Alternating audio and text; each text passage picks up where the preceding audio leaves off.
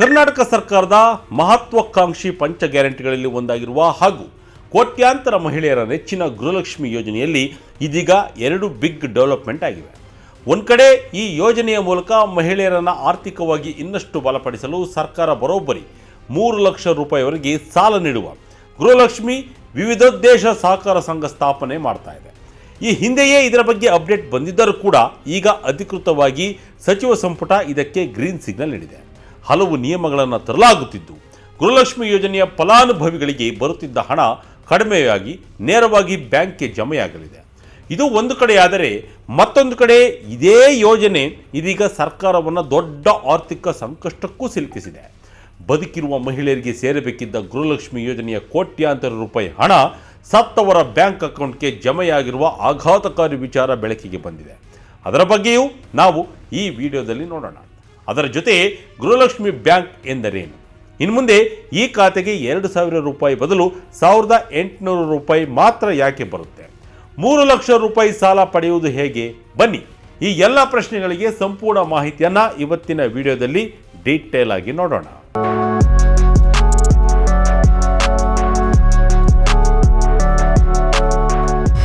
ಗೃಹಲಕ್ಷ್ಮಿ ಬ್ಯಾಂಕ್ಗೆ ಸಚಿವ ಸಂಪುಟ ಸಮ್ಮತಿ.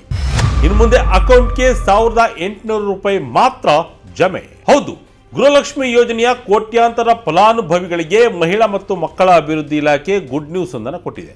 ಅದೇ ಗೃಹಲಕ್ಷ್ಮಿ ವಿವಿಧೋದ್ದೇಶ ಸಹಕಾರ ಸಂಘ ನಿಯಮಿತ. ಹೌದು, ಗೃಹಲಕ್ಷ್ಮಿ ಯೋಜನೆಯ ಫಲಾನುಭವಿಗಳಿಗಾಗಿಯೇ ಪ್ರತ್ಯೇಕ ಸಹಕಾರ ಸಂಘವನ್ನು ಸ್ಥಾಪಿಸಲು ಸರ್ಕಾರ ನಿರ್ಧರಿಸಿದ್ದು, ಇದಕ್ಕೆ ಸಚಿವ ಸಂಪುಟ ಸಭೆಯು ಕೂಡ ಅಧಿಕೃತ ಒಪ್ಪಿಗೆ ನೀಡಿದೆ.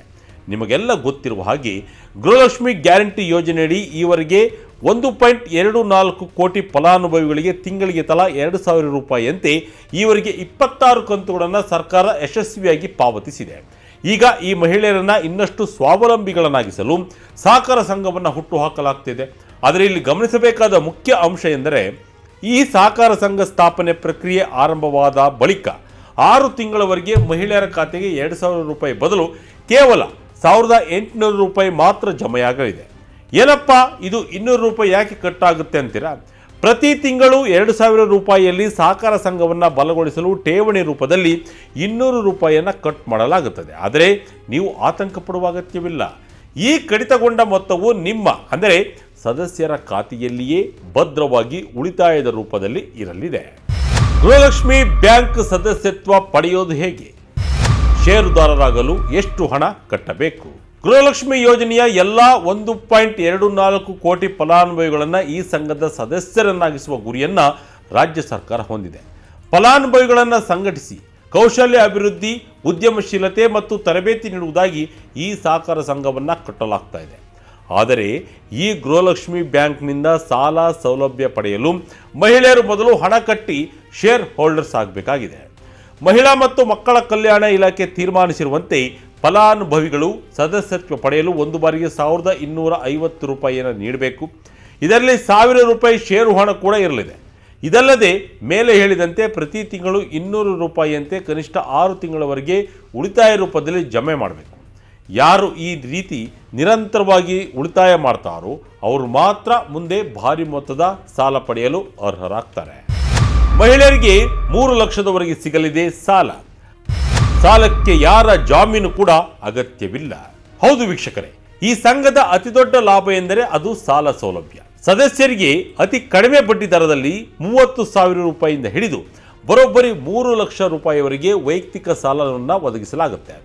ರಾಷ್ಟ್ರೀಕೃತ ಬ್ಯಾಂಕ್ಗಳು ಸಮನಾಗಿ ವಾರ್ಷಿಕ 7% 9% ಅಥವಾ ಅದಕ್ಕಿಂತ ಕಡಿಮೆ ಬಡ್ಡಿ ದರದಲ್ಲಿ ಸಾಲ ನೀಡಲು ಉದ್ದೇಶಿಸಲಾಗಿದೆ. ಸಾಲ ಪಡೆಯುವ ಪ್ರಕ್ರಿಯೆ ಕೂಡ ತುಂಬಾ ಸುಲಭ. ಯಾಕೆಂದರೆ ಇಲ್ಲಿ ಸಾಲ ಪಡೆಯುವುದಕ್ಕೆ ಯಾವುದೇ ರೀತಿಯ ಜಾಮೀನು ಅಥವಾ ಶ್ಯೂರಿಟಿ ಅಗತ್ಯವಿರುವುದಿಲ್ಲ. ಸಂಪೂರ್ಣವಾಗಿ ನಗದು ರಹಿತ ಡಿಜಿಟಲ್ ಪಾವತಿಯ ಮೂಲಕವೇ ವಹಿವಾಟಿಗೆ ಆದ್ಯತೆ ನೀಡಲಾಗಿದೆ.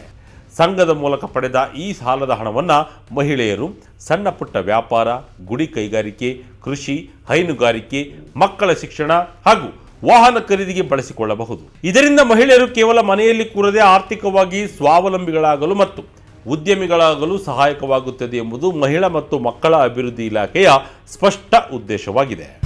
ಸರ್ಕಾರ ಬದಲಾದರೂ ಬ್ಯಾಂಕ್ ಮುಚ್ಚಲ್ಲ. ಸಚಿವೆ ಲಕ್ಷ್ಮಿ ಹೆಬ್ಬಾಳ್ಕರ್ ನೀಡಿದ ಭರವಸೆ ಏನು?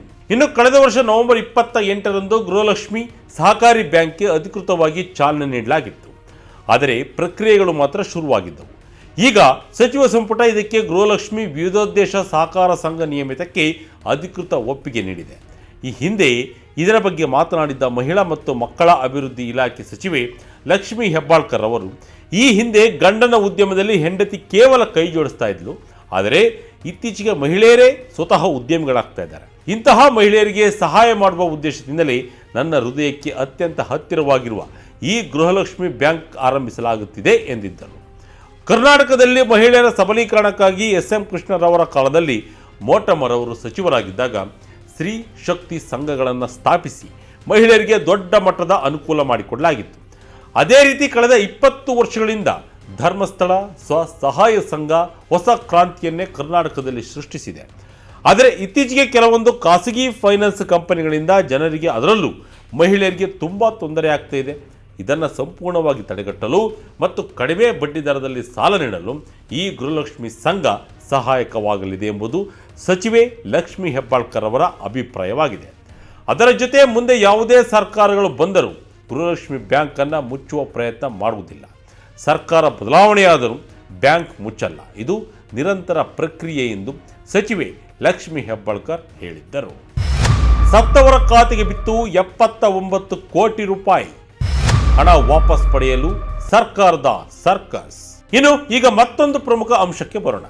ಮನೆಯ ಯಜಮಾನಿಗೆ ಗೃಹಲಕ್ಷ್ಮಿ ಯೋಜನೆಯಡಿ ಕಳೆದ 26 ತಿಂಗಳುಗಳಿಂದ ಪ್ರತಿ ತಿಂಗಳು 2,000 ರೂಪಾಯಿಯನ್ನು ಸರ್ಕಾರ ನೀಡುತ್ತಾ ಬಂದಿದೆ.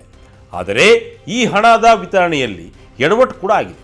ಸತ್ತವರ ಅಕೌಂಟ್ಗಳಿಗೆ ಗೃಹಲಕ್ಷ್ಮಿ ಯೋಜನೆಯ ಹಣ ಪಾವತಿಯಾಗಿರುವುದು ಇದರಿಂದ ಬೆಳಕಿಗೆ ಬಂದಿದೆ.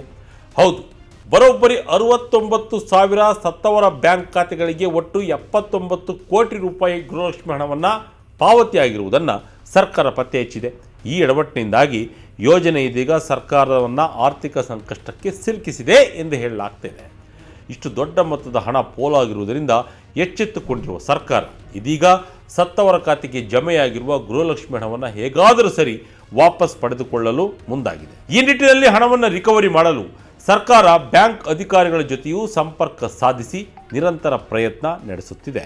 ಒಟ್ಟಿನಲ್ಲಿ ಗೃಹಲಕ್ಷ್ಮಿ ಯೋಜನೆಯು ಈಗ ಕೇವಲ 2,000 ರೂಪಾಯಿ ಕೊಡುವ ಯೋಜನೆಯಾಗಿ ಉಳಿದಿಲ್ಲ. ಇದು ಮಹಿಳೆಯರನ್ನ ಲಕ್ಷಾಧಿಪತಿಗಳನ್ನಾಗಿ, ಉದ್ಯಮಿಗಳನ್ನಾಗಿ ಮಾಡುವ ಬೃಹತ್ ಆರ್ಥಿಕ ಕ್ರಾಂತಿಯಾಗಿ ಬದಲಾಗ್ತಾ ಇದೆ. ತಿಂಗಳಿಗೆ ಕೇವಲ 200 ರೂಪಾಯಿ ಕಡಿತಗೊಂಡರೂ ಅದು ಮಹಿಳೆಯರ ಭವಿಷ್ಯದ ಬಂಡವಾಳವಾಗಿ 3 ಲಕ್ಷದವರೆಗಿನ ಸಾಲಕ್ಕೆ ದಾರಿಯಾಗಲಿದೆ. ಖಾಸಗಿ ಫೈನಾನ್ಸ್ಗಳ ಕಿರುಕುಳದಿಂದ ಮುಕ್ತವಾಗಿ ಮಹಿಳೆಯರು ತಮ್ಮದೇ ಸ್ವಂತ ಕಾಲಿನ ಮೇಲೆ ನಿಲ್ಲಲು ಗೃಹಲಕ್ಷ್ಮಿ ಬ್ಯಾಂಕ್ ಆಸರೆಯಾಗಲಿದೆ. ಗೃಹಲಕ್ಷ್ಮಿ ಬ್ಯಾಂಕ್ನ ಈ ಹೊಸ ನಿಯಮಗಳ ಬಗ್ಗೆ ನಿಮ್ಮ ಅನಿಸಿಕೆ ಏನು? ತಿಂಗಳಿಗೆ 200 ರೂಪಾಯಿ ಕಡಿತಗೊಳಿಸಿ 3 ಲಕ್ಷ ಸಾಲ ಕೊಡುವ ಸರ್ಕಾರದ ನಿರ್ಧಾರ ಸರಿ ಇದೆಯಾ? ನಿಮ್ಮ ಅಭಿಪ್ರಾಯವನ್ನು ಕಮೆಂಟ್ ಮಾಡಿ ತಿಳಿಸಿ. ಇದಾಗಿತ್ತು ಈ ಕ್ಷಣದ ಇಂಟ್ರೆಸ್ಟಿಂಗ್ ಸ್ಟೋರಿ. ಇದೇ ರೀತಿಯ ಸ್ಟೋರಿಗಾಗಿ Vijaya Kanaka website, YouTube page, Facebook page follow ಮಾಡ್ತಾ ಇರಿ. ಧನ್ಯವಾದಗಳು.